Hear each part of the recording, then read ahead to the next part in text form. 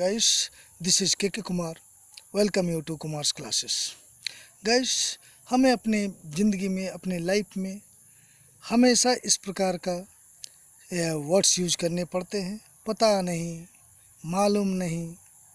तो गाइस, ये पता नहीं, मालूम नहीं, इसको हम लोग इंग्लिश में कैसे ट्रांसलेट करेंगे गाइस? इसके लिए एक सूटेबल इंग्लिश वर्ड क्या होगा गाइस? तो चलिए हम लोग इसका इस क्लास में जिक्र करते हैं। और गाइस, ये शुरू करने से पहले मैं आपको एक इन्फॉर्मेशन दे दूं कि बहुत ही जल्दी मैं उन विद्यार्थियों के लिए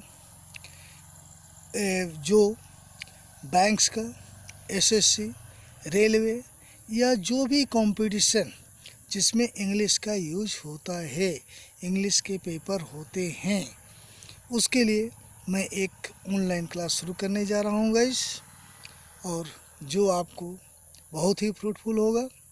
उसमें मैंने पूरे 10 वर्ष का इंग्लिश के जो भी क्वेश्चंस पेपर आए हुए हैं उनको आधार मान के मैं तैयारी कर रहा हूँ गाइस, और मैं बहुत जल्दी ही ये आपके सामने लाऊंगा।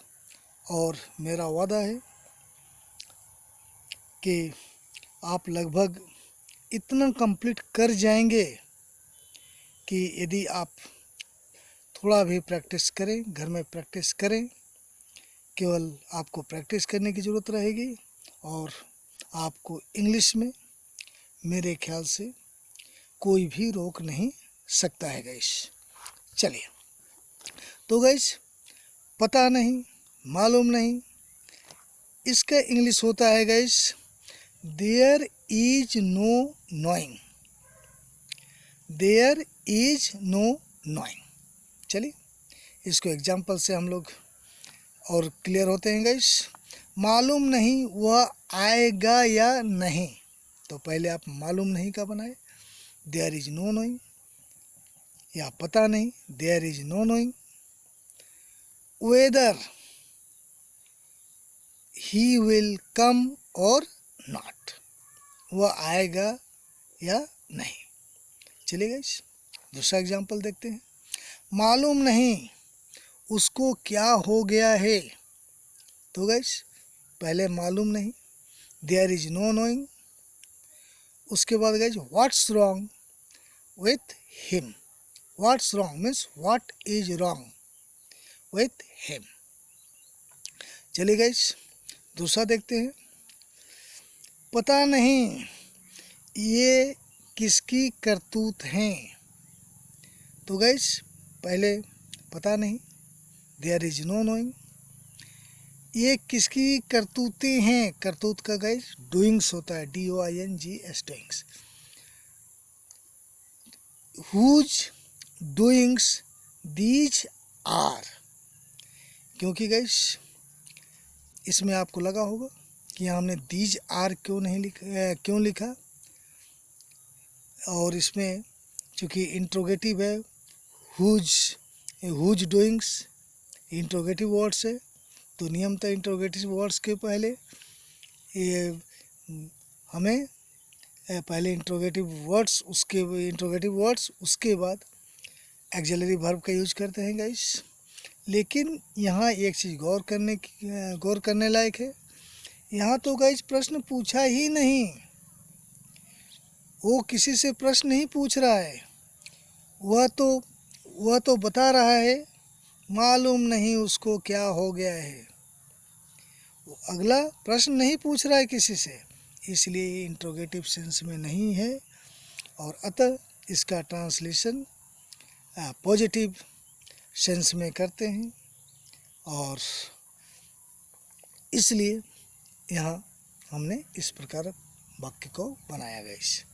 चलिए, तो पता नहीं ये किसकी करतूत है, तो हमने क्या बनाया गाइस? पहले there is no knowing, whose doings these are, हमने यही बनाया था गाइस। चलिए, अब नेक्स्ट देखते हैं गाइस। पता नहीं स्कूल पुनः कब खुलेगी, तो गाइस पता नहीं, there is no knowing. School कब खुलेगी? When will the school reopen?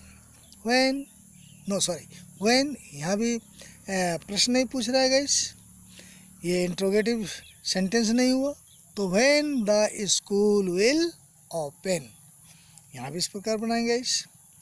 अगर मैं पूछता हूँ when will you come, तुम कब आओगे, अगर मैं अगला से इस प्रकार पूछता हूँ तुम कब आओगे, तो अगला बोलता है 5 बजे, 6 बजे, शाम को, कल। लेकिन हम यहाँ प्रश्न नहीं पूछ रहे हैं। अगर हम कहते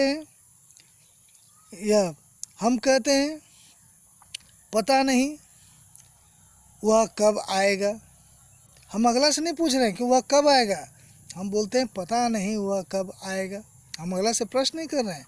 तो इसलिए इसको हम अफर्मेटिव सेंस में यानी पॉजिटिव सेंस में इसको हम लोग ट्रांसलेट करते हैं गाइस।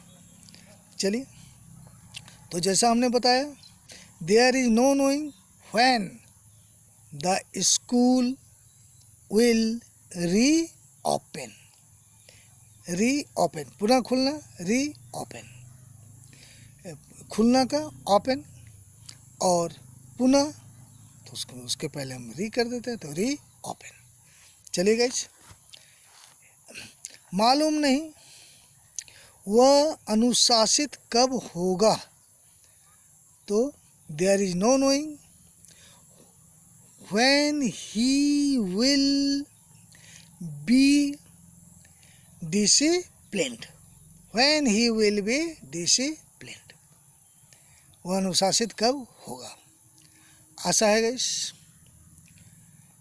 ये इस कॉन्सेप्ट के लिए इतने एग्जाम्पल्स पर्याप्त हैं, और अधिक जानने के लिए और अधिक सीखने के लिए आपको खुद घर पे प्रैक्टिस करना होगा गाइज, खुद से प्रैक्टिस करना होगा, तभी तो आप नए नए सेंटेंस बनाएंगे और आपके दिमाग में फिट होता जाएगा गाइज। ये छोटा सा क्लिप तो ज़रूर था गाइज, लेकिन मैं समझता हूँ ये ज़रूर यूजफुल रहा होगा। आप गाइज इस वीडियो को लाइक करें और अपने उन मित्रों को शेयर करें जिन्हें आप समझते हैं कि उन्हें भी इसकी ज़रूरत है, और अभी तक अगर सब्सक्राइब नहीं किया है तो इस चैनल को सब्सक्राइब भी करें। I think that's enough for today. Have a good day. Thank you very much guys.